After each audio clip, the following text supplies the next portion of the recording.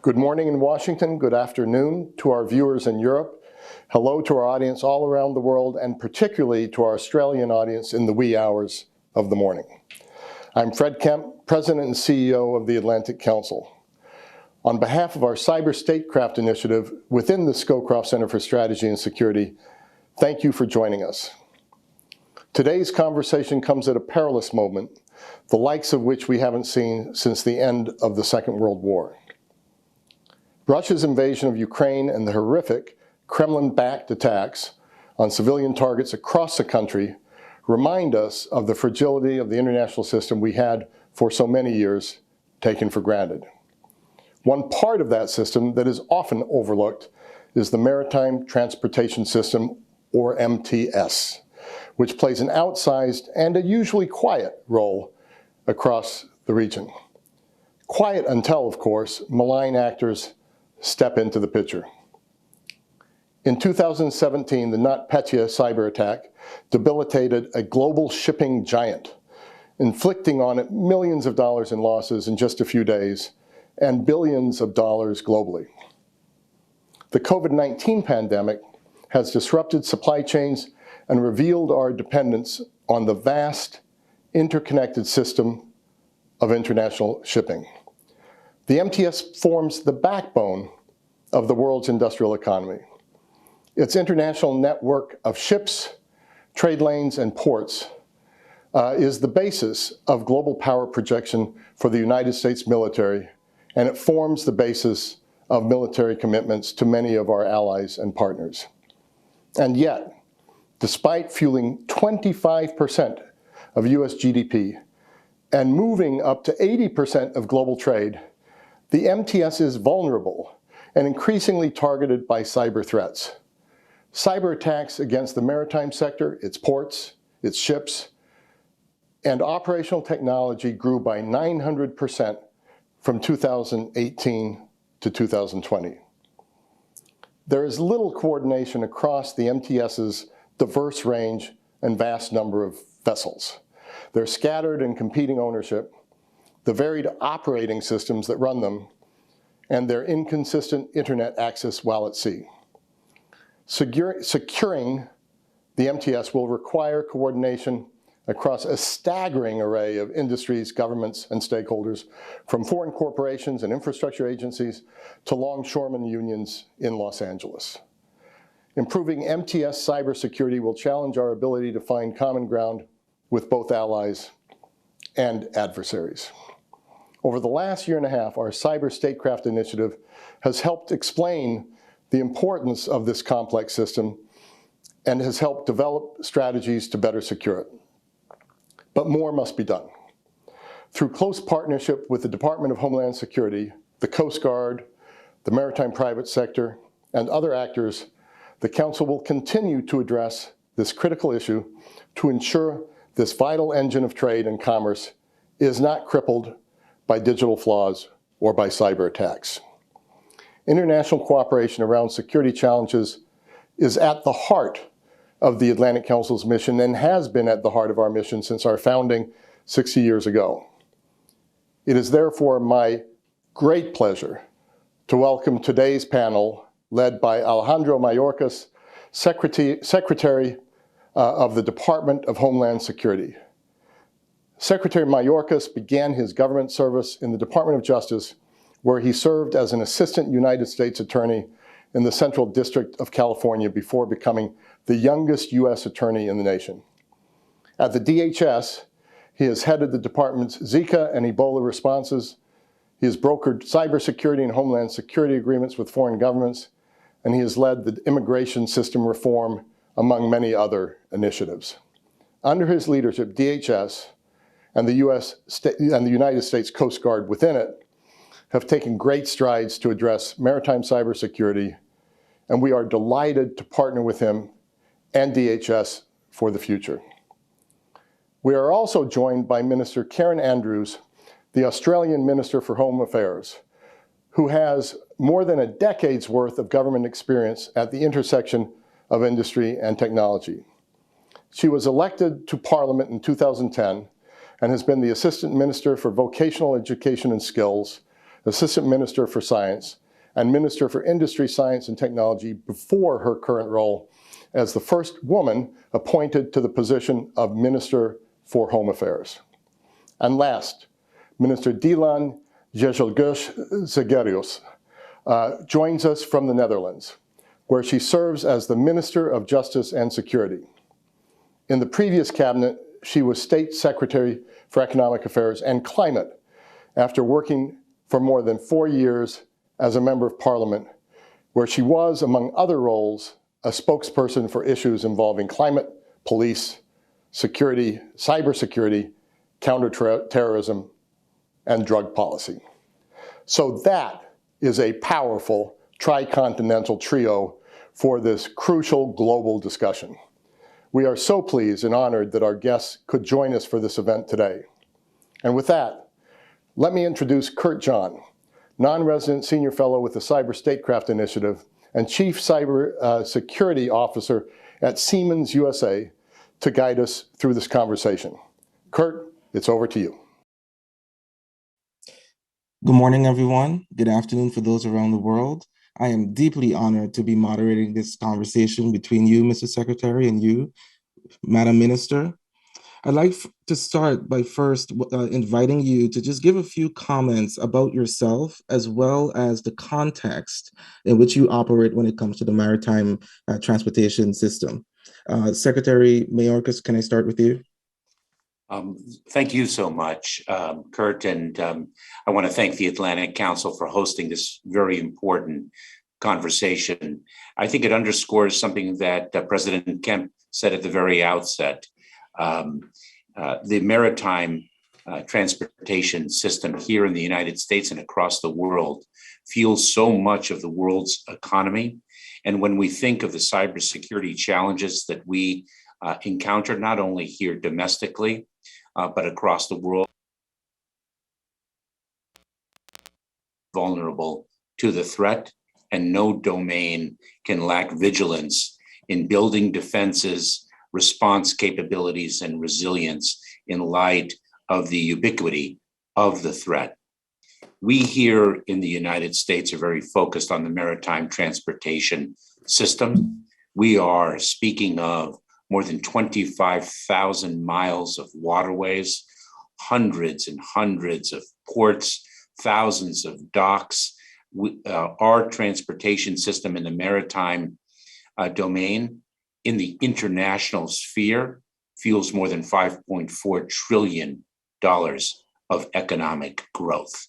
And if there's one message that I would have to communicate in my opening remarks, is the criticality and value of partnership.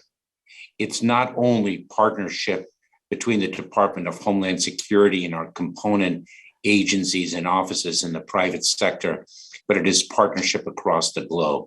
And I'm so privileged and gratified to join my friends and partners in Australia and the Netherlands in the conversation this morning, because it speaks of the importance of that partnership in meeting the challenge. In the maritime industry, we of course work primarily through the United States Coast Guard, that is delivering specialists to ports and entities across the country, that is driving the development of cybersecurity plans, that is delivering assets and resources and expertise to strengthen us, to work with our partners around the globe in a shared mission, a shared challenge, and therefore a united opportunity. And so I'm really looking forward to our conversation, and I'm very grateful to the Atlantic Council for hosting it. Thanks so much. Thank you, Mrs. Secretary. Madam Minister, your opening remarks. Thank you so much. And thank you, Mr. Secretary, and of course, Mr. John and Mr. Kempe, for your valuable opening words and for the opportunity to discuss this important matter. As you may know, the Netherlands is a country for which the sea is a vital lifeline. We have a long history of living at the sea, on the sea, and especially with the sea. In addition, the Netherlands is one of the most digitized nations in the world. And like the rest of society, this has provided our maritime sectors with lots of opportunities for development. However, as you will agree, this digitalization comes with certain risks as well. Maritime cybersecurity is therefore a key issue for the Netherlands, a matter of national security. Whether it be the sea surge barriers that protect our country from the sea, the famous canals in Amsterdam, or of the Port of Rotterdam as Europe's main logistic hub, maritime security is connected to it all. The importance of maritime cybersecurity is also underscored by the terrible war in Ukraine. That's in two respects. First, it has shown that disruption of food and energy supplies in one part of the world can have its effect around the globe. And second, it's underscored the essential role sea harbors serve for transporting strategic and military equipment. This reality thus further urges us to step up our maritime cybersecurity. I therefore wholeheartedly welcome the upcoming symposium in May to act upon this necessity, together with our valued international partners. So thank you, Mr. Secretary, for hosting this year in Long Beach, Los Angeles. And let us act now, and let us act together also to bolster our maritime cybersecurity. Thank you, Madam Minister. Some wonderful opening remarks by both of you. $5.4 trillion in economic growth, 25,000 miles. And then for you, Madam Minister, having a nation that is so digitalized and depends so much on the sea. I'm very much looking forward to our discussion. So let me start by asking quite bluntly, I'll start with you again, Mr. Secretary. What does the current threat landscape look like for the maritime industry? Kurt, we have a mantra here in the Department of Homeland Security that our Cybersecurity and Infrastructure Security Agency has expressed throughout the country with extraordinary vigilance in the wake of the brutal Russian attack on the sovereignty and the people of Ukraine, given the need for vigilance. And that is shields up. We must be alert to the threat. We do not take a look at any domain as invulnerable to it. In the public discourse, the maritime domain is, and specifically the maritime transportation system, is not spoken of on a daily basis, but nevertheless, we're certainly focused on it. We do not view it as invulnerable, and therefore it is uppermost in our mind when we speak of the need to be alert, the need to understand the vulnerabilities, the need to close those vulnerabilities and be really prepared, responsive, and resilient. So it's very much uppermost in our minds. Thank you, Mr. Secretary. Madam Minister, you said it yourself, one of the most digitalized countries in the world. I can imagine the threat landscape is ever increasing. What are your priorities and what does the threat landscape look like for you? You know, I think that Secretary Mayorkas put it very well. He said, shields up.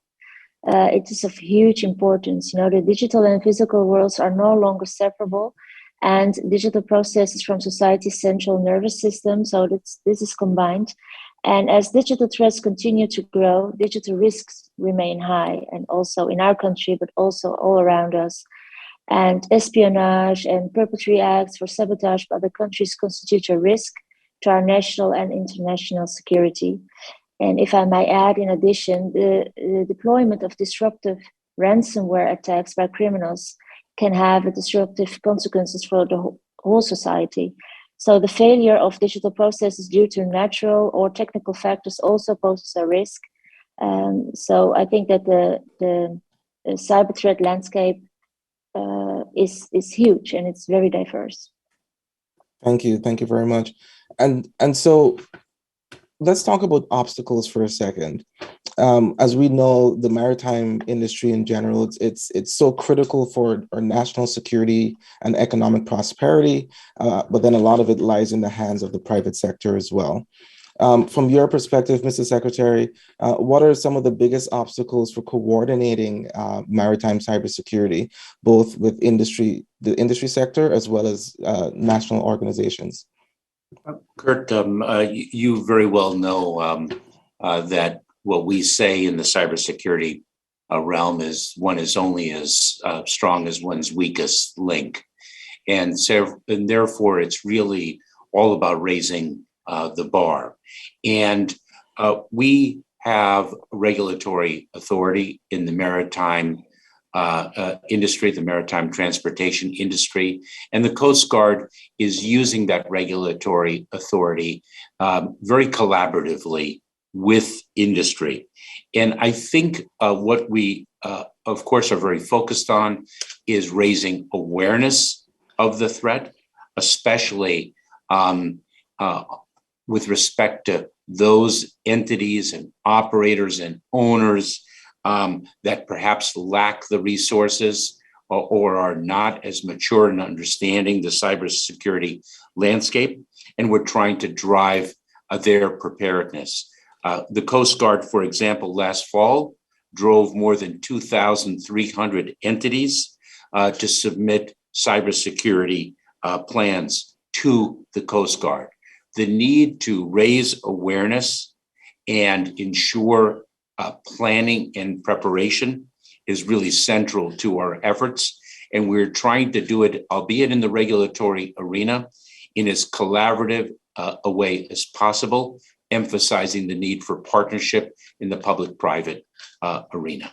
I would say that that is our focus.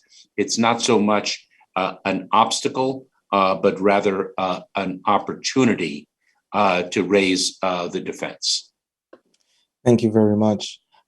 Madam Minister, your perspective on the potential obstacles we may be facing? Well,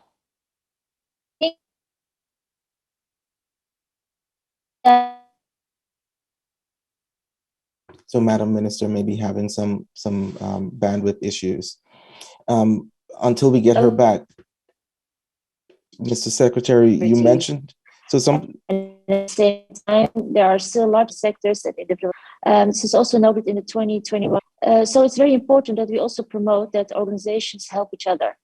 And there is a mutual dependency, so it's important.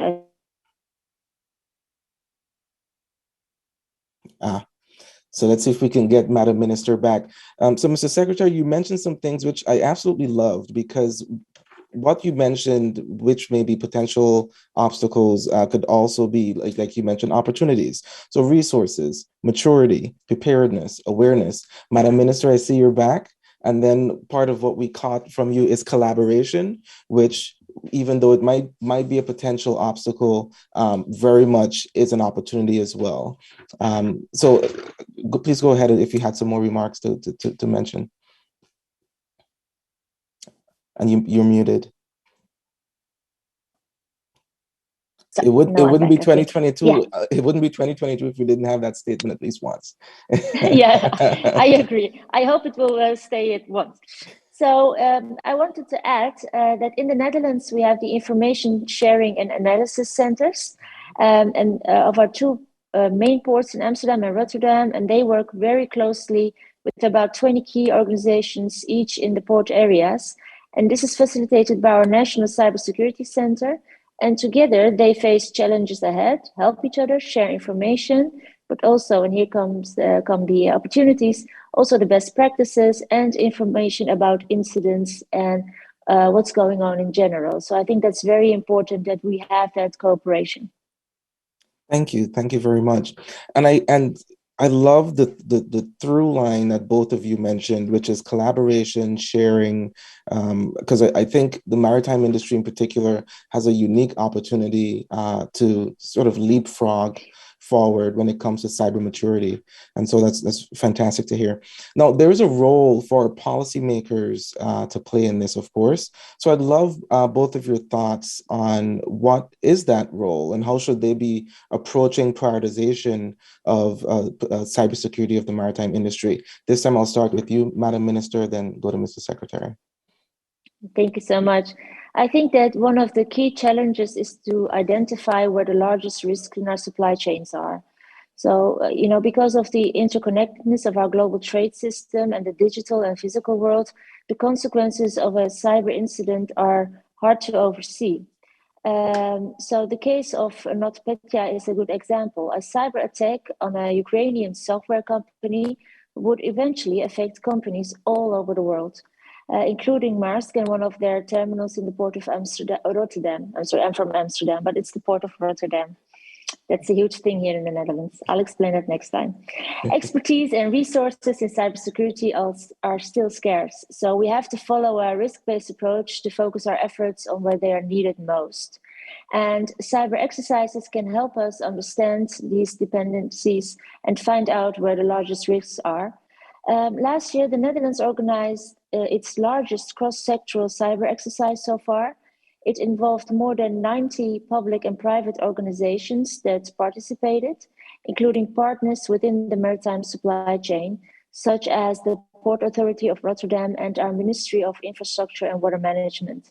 And these exercises also help us to get to know and build trust. It is crucial to make friends, I think, before we need them. Thank you, Madam Minister. Mr. Secretary. Kurt, thank you. So let me go back to the last question, just very briefly. You asked about obstacles. One that comes immediately to mind, Kurt, is resource constraints. There are owners and operators, for example, that might not have the resources to advance as well or as far as others might be able to. But my counter to that is there are basic things that one can do to enhance one's cybersecurity so significantly that don't require a significant amount of resources, whether it's multi-factor authentication, whether it's backing up systems, some of the blocking and tackling. I think that one of the very interesting areas of policy is how to drive cybersecurity vigilance in the context of a voluntary and partnership, collaborative environment. Yes, indeed, we successfully, thanks to Congress, have here in the United States a newly enacted paradigm that will require cyber incidents to be reported to the Cybersecurity and Infrastructure Security Agency.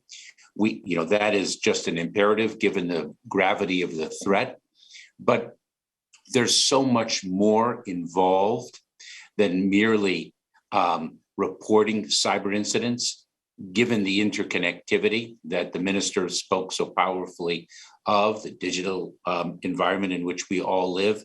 I think how to drive behavior in a collaborative, voluntary framework without compromising a level of autonomy that industry wants to continue to enjoy, I think is going to be a fertile ground for policymaking. Thank you very much, Mr. Secretary, which is a good lead-in to the next question. I mentioned previously that the national security, economic growth, the role that the maritime industry plays for countries, but the fact that most of it lies in the hands of the private sector.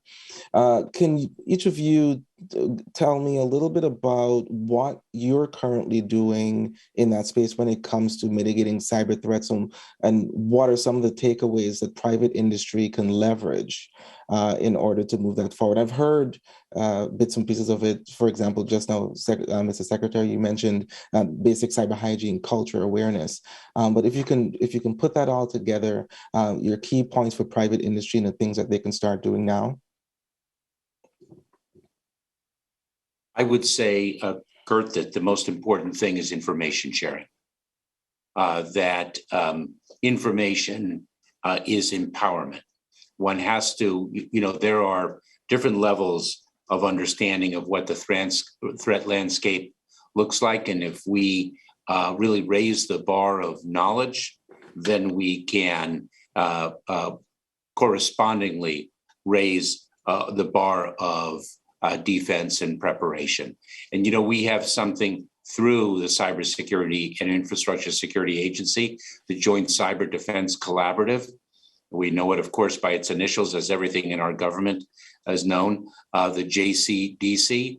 And we have 25 of the biggest cybersecurity technology firms as members of that, and we are sharing information in an unprecedented way.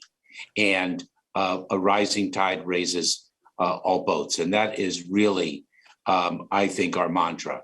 And that enables us to understand what we must defend against and raises the bar with respect to the activities that we can undertake to, in fact, better defend ourselves and one another.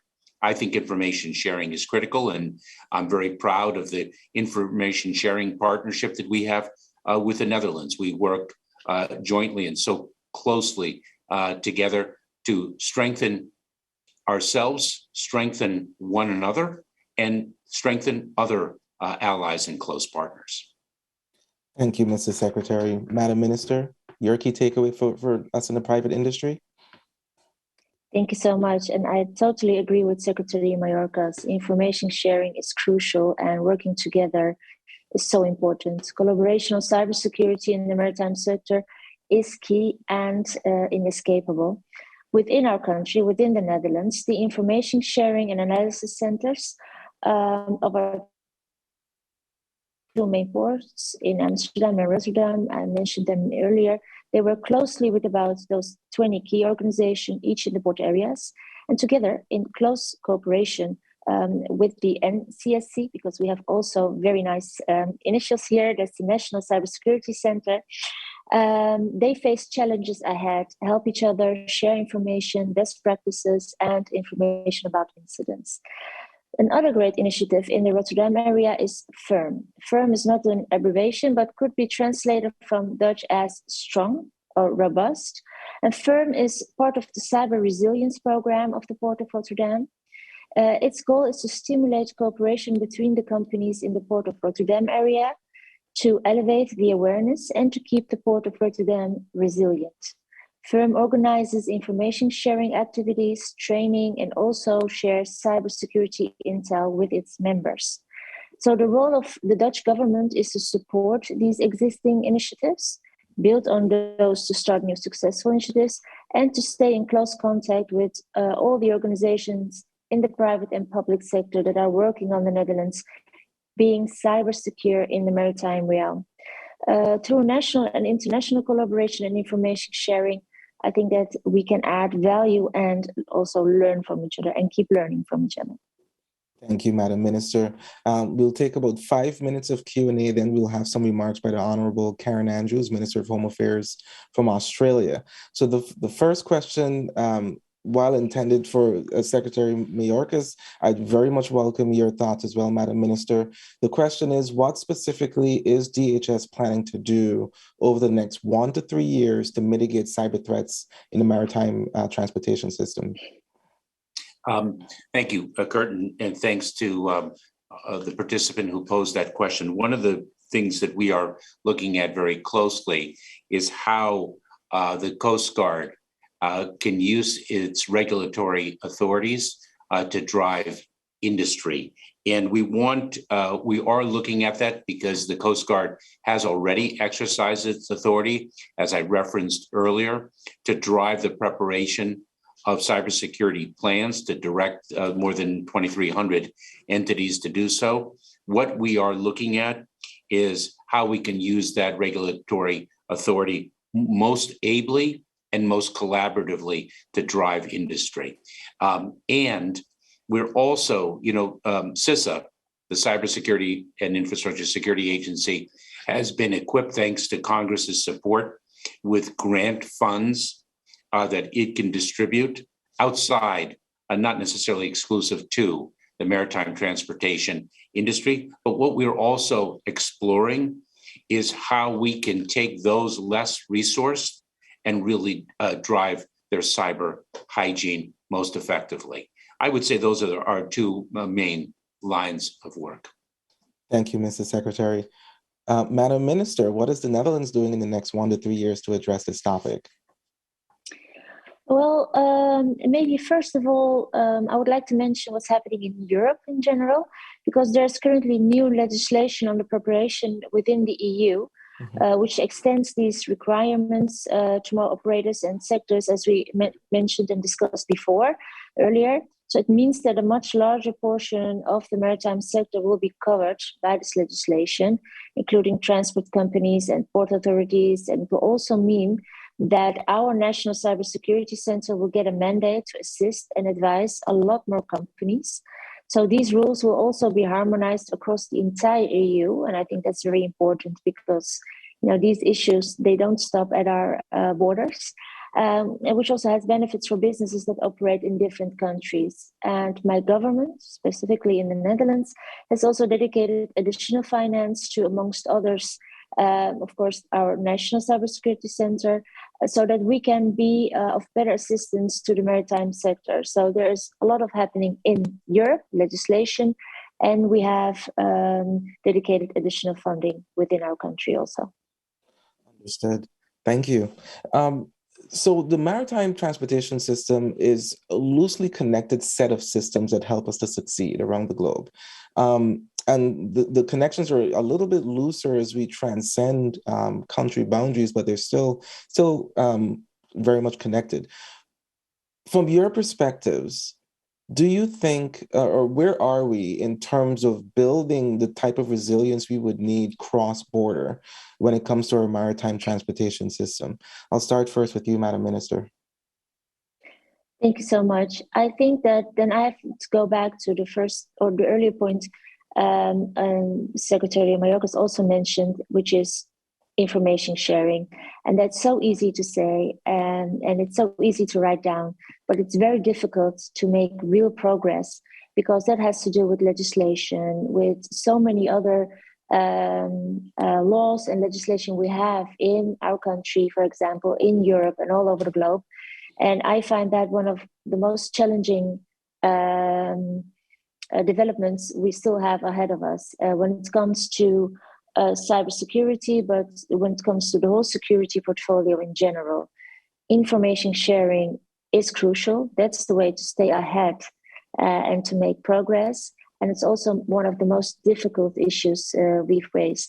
And that's why I think that cooperation between countries is so important, because we have to be willing to take those extra steps and to say to our people, to our government, but also to all of our services, yes, we will arrange this and we will come up with legislation and laws and rules so you can share the information. It's much more difficult than just to say sharing information is crucial. So that's a lot of work for us still. Thank you, Madam Minister. Mr. Secretary? I would just echo what the minister articulated. I think that we have very strong partnerships. Our relationship with the Netherlands is a shining example of that, with Australia as well. But not all of the relationships, the relationships with other countries may be as strong, but the sharing of information, the structures to facilitate that might not be as mature. And we really don't have the luxury of time in this arena. And we are pressing very far forward in negotiating agreements, bilateral and multilateral agreements with countries with whom our partnership and our sharing of information is not as mature to accelerate it. And so I would echo the minister's statements. Thank you very much. We'll transition right now to a recorded address by the Honourable Karen Andrews, Minister of Home Affairs of the Commonwealth of Australia. Hello, everyone. I'm sorry we couldn't meet in person. Nevertheless, I'm very pleased to announce to you that Australia will host the 2023 Global Marine Transportation System Cybersecurity Symposium. The forum will be jointly hosted by the Australian Department of Home Affairs and the Australian Border Force. The symposium is a well-established platform, bringing together technical and regulatory experts from across all geographical regions to discuss the cybersecurity of our critical infrastructure as it relates to maritime transportation. Australia is a maritime trading nation, who understands the critical importance of securing the world's maritime trading system. And as the global security landscape evolves at an unprecedented rate, we know that it's more important than ever to collaborate on shared challenges. That's why Australia is committed to working on cybersecurity issues across our region and beyond, and is pleased to join with our partners to maximise the exchange of ideas and best practice. I know the 2023 symposium will provide all participants with an invaluable opportunity to exchange information between government, the private sector, and academia. We look forward to working with partners on this symposium to bring fresh perspective to the important issue of maritime cyber security. Thank you. Thank you, Madam Karen Andrews, Minister of Home Affairs, Commonwealth of Australia. I'd now like to invite both you, Mr. Secretary, Madam Minister, for your closing remarks as we come to an end. First, I'll start with Mr. Secretary. Thanks so much. Once again, thanks to the Atlantic Council for hosting us, for everyone for participating, and to the Minister for the great partnership. I'm going to steal the Minister's words, and I think they're very powerful. Make friends before one needs them. Make partners before one needs them. One wants to be poised should an attack materialize. Poised means equipped, prepared, empowered, and in the cyber domain, one cannot do that alone. And so that would be the message that I would want to communicate, and my thanks again. Thank you, Mr. Secretary, Madam Minister. Thank you so much. And I would like to thank Secretary Mayorkas for his valuable exchange of ideas, of course, and for sharing his point of view with us. And thank you, Mr. Kempe, Mr. John, for facilitating this online event. I believe it is our shared conclusion that the cyber resilience of maritime transportation systems is essential to the function of our society at the national and global level. So let us keep working together to put all this into practice, starting with the symposium in May in Long Beach. And I am, unfortunately, I'm not able to be there. I wish I could, but I am very much looking forward to the results.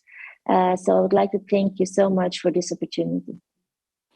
Thank you both, Mr. Secretary, Madam Minister. And if I can step out of character for just 1 minute as your moderator and as someone who works in the private industry, I have to tell you it's been incredibly encouraging, first of all, for you, from your team, Mr. Secretary, and the engagement with the private sector, and to hear that that's mirrored and even enhanced by the Netherlands and all of our allies around the world.